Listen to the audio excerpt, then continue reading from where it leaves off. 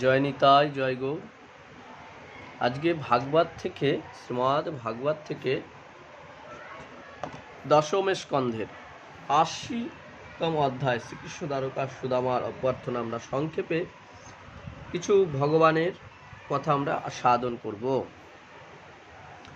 এখানে রাজা উপাচ শ্রী পরীক্ষিত বললেন, ভগবান ও প্রেম মুক্তি ভগবান চাননি মুকুন্দ মহাত্মান বীর্যানস্ত বীর্যস্য শ্রোতুমিচ্ছামহে প্রভু।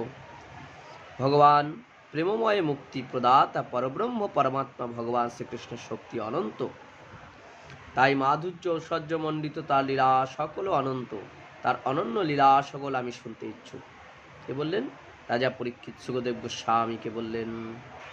ব্রাহ্মণ বললেন, জীব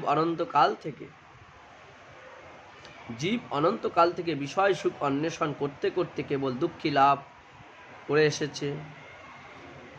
চিত্তকে তা স্বরাঘাত সমনিত্য ক্লেশ প্রদান করতেই থাকে। এমন অবস্থায় বারংবার পবিত্র কীর্তি ভগবান শ্রীকৃষ্ণের মঙ্গলময় লীলা কথা রসাস্বাদন করে কেউ কি কখনো বিমুখ হয়ে থাকতে পারে?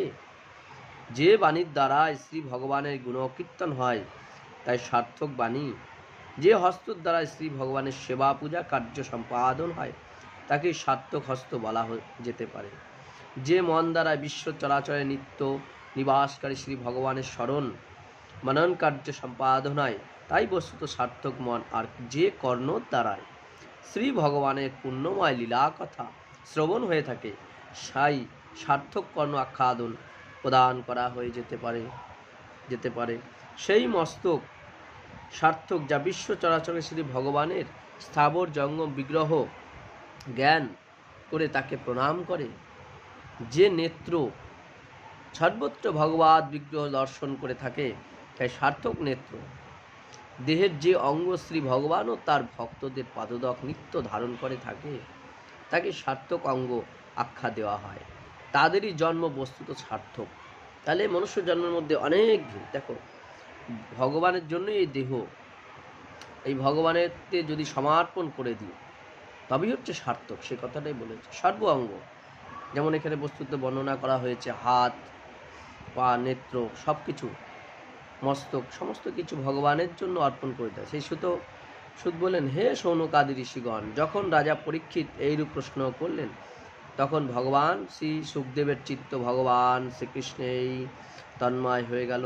তিনি পরীক্ষিতকে এইরূপ বললেন যে, শ্রী সুখদেব বললেন, হে পরীক্ষিত, ভগবান শ্রীকৃষ্ণ একজন ব্রাহ্মণ সখা ছিলেন। তিনি ছিলেন ব্রাহ্মণী, ইন্দ্রিয় বিষয় বিরাগী, প্রশান্ত চিত্ত, জিতেন্দ্রিয়। তিনি গৃহস্থ হয়েও কোনো রকম সংগ্রহ পরিগ্রহ না রেখে যদৃচ্ছাক্রমে লব্ধ বস্তুর দ্বারাই সন্তুষ্ট থাকতেন। ব্রাহ্মণ অর্থাভাবে জীর্ণ প্রাণ বস্ত্র ধারণ করতেন। তার স্ত্রী অবস্থা অনুরূপ ছিল। তিনি নিজ প্রতিসম ক্ষুধায় নিত্য কাতর হয়ে থাকতেন। এই ব্রাহ্মণের নাম হচ্ছেন শ্রী সুদামা। তিনি বহু কষ্ট করেছেন। তারপরে একদিন তার স্ত্রী বললেন যে, ভগবান শ্রী অনন্ত তোমার তো সখা কৃষ্ণ, তুমি একবার দ্বারকায় যাও। সেই স্ত্রী তাকে বললেন, তুমি একবার দ্বারকায় যাও, গেলে দেখবে তোমার এই কষ্ট দূর হবে। তখন স্ত্রীর কথা শুনে এই শ্রী সুদামা তিনি অর্থ সংগ্রহের জন্য নয়, তিনি কৃষ্ণকে দর্শন করবার জন্য তিনি সেইখানে প্রবেশ করেন। তারপরে তো আমরা সমস্ত ঘটনা সাধন করতে পারি, কিভাবে ভগবান শ্রীকৃষ্ণ সেই ভক্তের চরণ ধুয়েছিল, সুন্দর আস্বাদন করেছি আমরা।